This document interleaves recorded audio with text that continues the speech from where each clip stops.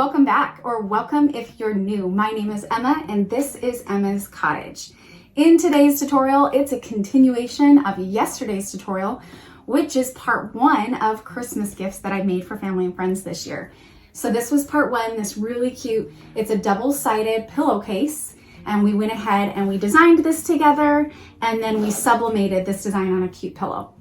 If that sounds like fun to you and you didn't see part one, I'm gonna go ahead, I'm gonna link it up above so that you can go back and watch that tutorial. In today's tutorial is part two, is a cute blanket that we are going to be gifting along with the pillow. Look how cute it turned out. So cute. This is out of HTV. I was able to get these blankets online for $2.99. Such a great deal. I will make sure that I have a link in the description below if you guys are interested in purchasing and taking advantage of this deal as well. So of course, if this sounds like fun to you, then tag along. All right, you guys, here we are in designbundles.net. Most of you that follow me will know that I'm a huge fan, and this is where I purchase most of my images. I also check out Etsy and Creative Fabrica, but I have to say I'm a huge fan of designbundles.net. So you can see here, this is the image that I selected. I will make sure that I have a link in the description below if you're interested in this image, but I want to do a quick plug on designbundles.net. Now, if you didn't know, I'm actually an affiliate, and I hope you guys know and understand that I will never represent a company if I don't agree or appreciate that company. So anytime you guys click my link, it supports my channel. So thank you so much for the additional support. I want to tell you guys really quick about the Plus program, just in case you're not a Plus member. If you are not a Plus member and you wanted this image, it's going to cost you $6 to purchase. If you are a Plus member, it's only going to cost you 1 credit. Now, you ask, how much is 1 credit? Let me show you. They have different memberships. They've got their bronze, their gold, and silver. All of them are different prices based on what is going to come in your plan. You can see here that my current plan is the gold membership. It's because I always purchase tons and tons of images, and I want to make sure that I'm getting the best price for them. So in my case, any image that I purchase through the Plus points and Plus credits, I'm only spending 37 cents per image or per product. Same thing if you were to do silver, 59 cents per product or 79 cents per product. That's huge, you guys. Going back to how much this would cost if you didn't, you're at $6 where I can get this for 37 cents. That's insane. Let me just show you a few more things. If you click on the Plus membership here at the top, look at all of these different things that you can buy with 1 Plus credit. Again, my plan comes with 50, so I could go through there and all throughout the month come in and select 50 things that I want to add. And once you add them, they don't go away.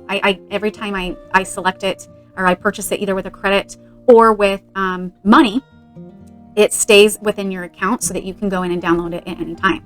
So just wanted to show you a few different things here. Let's just go ahead and click on this one. You can see this one is $6. Let's try another one just out of curiosity. How about this one?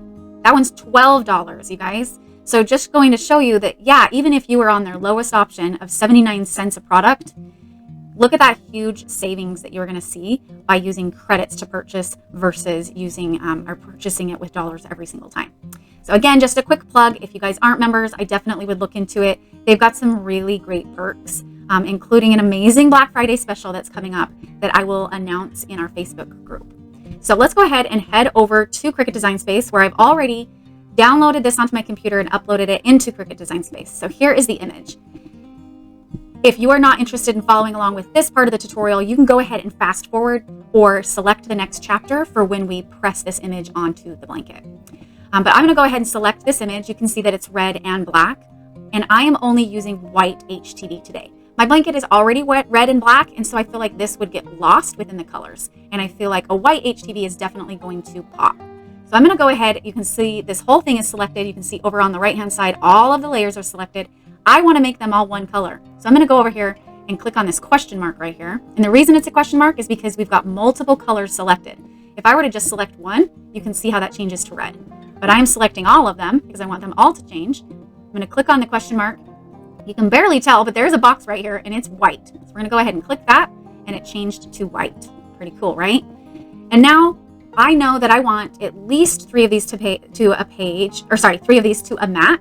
And I kind of already been playing with it. I know that I wanted to make them a little bit smaller and skinnier, something like this. I want to say I was thinking about 6.5 by about 9, I think is what I wanted. So let me just go change this to 6.5. That looks good to me. And I'm going to go ahead and duplicate this multiple times, right? And then the last thing I need to do is I need to grab each one at a time, and I'm going to click attach. This is a really important part. If you don't do this part, let me show you what's going to happen. If you go click make it, you can see how it totally moves things around in whatever way it wants to. You see that? It totally messes up your image. And that's not how we want it. We want the image to be perfect like this one is, not all messed up. So let's go cancel that. And let's go ahead and select this last image and attach this last image. We're going to go ahead and click make it. Now, one thing I want to do is you can see it automatically put it for a 12 by 12 sheet, but I know that I can fit at least 3 of these on a 24 inch sheet. So I'm going to go change it to a 12 by 24 inch. And what I'm going to do is I'm going to shift these to their sides, just like this. Same thing with this one, shift it to its side. Move it up, and I can move it as close as I can. You definitely don't want to overlap it, but I move it as close as I can so that I can save money on my HTV. Then I'm going to go to this mat, and I'm going to select these 3 little dots. I'm going to do move object, and I'm going to say I want it on this mat, and I'm going to hit confirm. Now I move this one down, and you can either leave it on like this, but I'm going to actually turn it as well. About like that. Again, moving it up.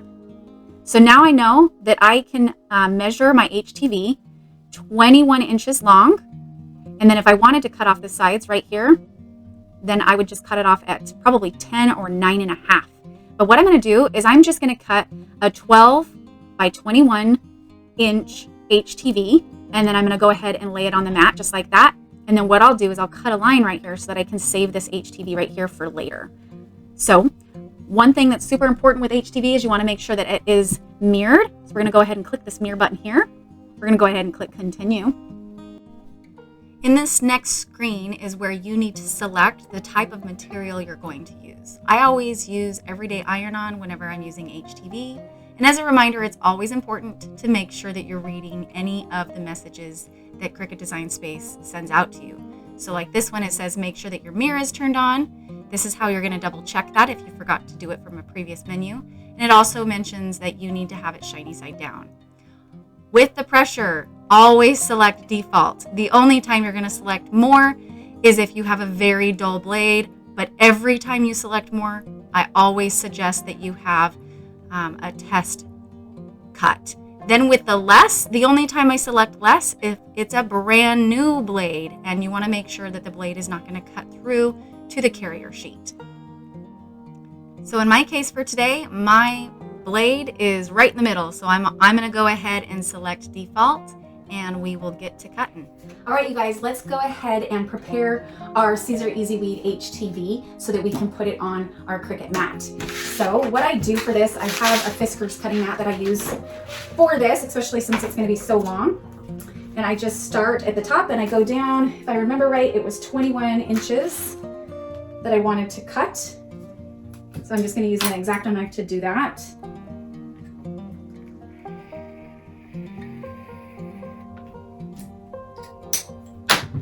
The really cool thing about this Fiskars mat, just in case you're interested, is it's self-healing. So if you get too many cuts in it, you can actually go and put it in the bathtub for like 30 minutes and then pull it back out, and supposedly it's supposed to self-heal. I haven't done it yet, but the lady that sold it to me at Joann's told me about that. So I'm kind of excited to try that to see if it actually works. Okay, loading our mat. I always say loading our mat. I mean placing the material onto our mat. So you always want to do the shiny side down when you're doing HTV, because the shiny side is the carrier sheet, and you don't want the carrier sheet cut. You want the actual material, the HTV, you want that to be cut. So to do this, I always just start at one end and work my way down so that I can make sure that it's flat.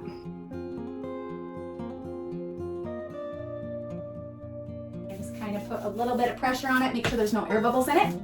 And I'm going to go ahead and take it over to my Cricut machine and get it cutting.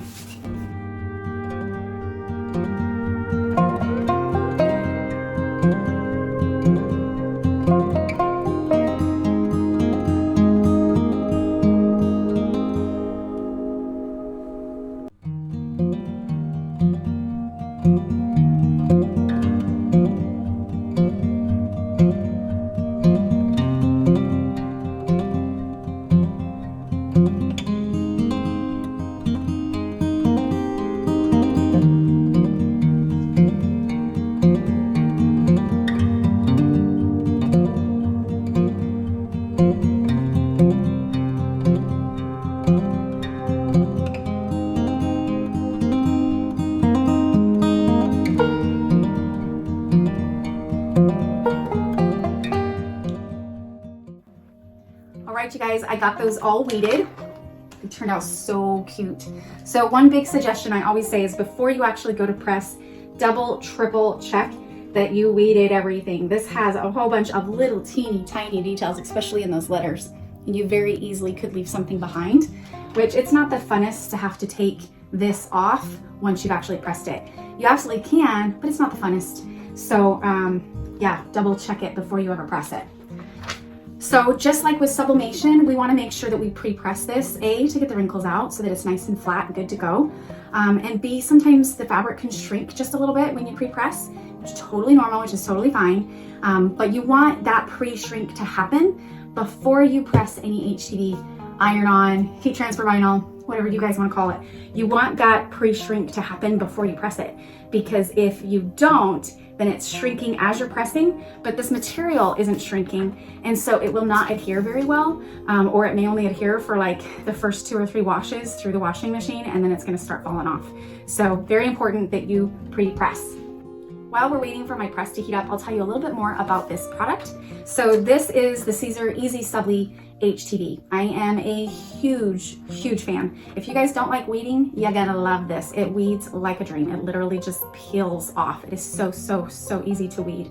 And in my opinion, it holds up great. So this is really the only HTV heat transfer vinyl that I use. I've tried lots of different brands, but I'm just super happy with the Siser EasySubli. Now, of course, I get all of my products from my craft source. I will make sure that I have a link in the description below. So if you guys are gonna purchase this, you can go ahead and click my link, and don't forget to use our discount code through my channel. So it's Emma's Cottage. You get an additional 5% off your entire purchase, which is pretty awesome. Okay, we're really close to temperature, so let's go ahead and pre-press. Now we're only gonna be putting this on one corner, so I'm just gonna look and see if I see any imperfections, but it all looks pretty good. I don't think that I want it on the corner that has the tag, so I'm just gonna kind of do like the opposite corner. Maybe do it up in here. I'm gonna go ahead and just lay it right here on the press for a quick second while I lint roll, just to get rid of any loose fibers that are on the fabric. Now, one important thing that we learned from the last video, again, this was part 2 to part 1. In part 1, I forgot that there was seams along the pillow, so when I went to press it, it did not press very well. And so when I used the pillow, when I used the heating pillow, the second pillowcase we did turned out great. So I'm gonna go ahead and use a pillow on this as well. I just have to remember where I put it. I swear, can't wait to get my office back in order. Yep, that'll be perfect. It's about the same size. So what I'm gonna do is I'm gonna put this pillow underneath. I guess we don't need to do it for pre-pressing, but it's fine. But there is a seam right here, and there's a seam right here. So where the fabric is sewed over, which that definitely is gonna be thicker than this here. And so you wanna make sure that you have the full pressure on the area that your image is going. So there's 2 things I could do. Is I could put the pillow where I'm putting the image so that that ensures that the contact from the heat press is directly on the image, or I could just extend this, over the sides of the press so that the seams aren't even being pressed. So that's totally an option as well. I'm gonna go ahead and just use the pillow, but first, before I do any of that, I'm gonna quickly pre-press it. So I've got my heating pillow in there, and you'll see as soon as I take it off, I'll show you exactly what I did. So hopefully you guys can see that. The heating pillow's in there, and if I pop this up, you can kind of see that it's at an angle. So the pillow's on all sides. Do you see that? So I'm gonna lay it back down, making sure that it's nice and flat, that the seams are not up on the pillow. I'm gonna grab the HTV print. Make sure that you're doing it. I want mine to go down, not up. So I'm gonna lay it on here. Okay, I already have the Teflon connected to my heating element, so I'm good to go ahead and press this. Now again, it's at 305 degrees. I would say you definitely want some good pressure to make sure that it fully sticks. And I'm gonna go ahead and press this for anywhere from 10 to 15 seconds. All right, so this product is a hot pill. So I'm gonna go ahead and just peel it off nice and hot and very slow because I wanna make sure that that actually adhered. And if I see it start coming up, then just lay it right back down and try pressing it again. And at that point, I would add more pressure. It usually says that you didn't have enough pressure. There we go. It is so cute. Now, one additional thing that you can do, just to give it one little extra oomph of a push or of a press, I'm gonna go ahead and just lay this back down on the pillow upside down. Like that. And then just press it for like 5 more seconds. You don't have to do that part, but I have definitely found that it helps my HTV adhere so much better. Look how cute it turned out. Oh my Lanta, I love it. My friends and family are gonna love this Christmas gift, and it pairs so cute with the pillow that we made in part 1 of this tutorial. So adorable Christmas gifts that I was able to make for family and friends this year. I hope you guys enjoyed this video. I hope that you try something, either the same thing or something similar. If you do, please post it in our Facebook group, which is Emma's Cottage DIY. I love more than anything to see what you guys create after watching some of my videos. Thanks again so much for watching. I know that there's so many other channels out there and so many other things you could be doing right now, but you chose to watch this tutorial, and I thank you guys so much for that. If you liked this video, go ahead and leave me a like. Make sure you hit the subscribe button. Most important, you guys, click that bell so that you will get notified anytime that I upload a new video. Until next time, we'll see you later, friends. Bye.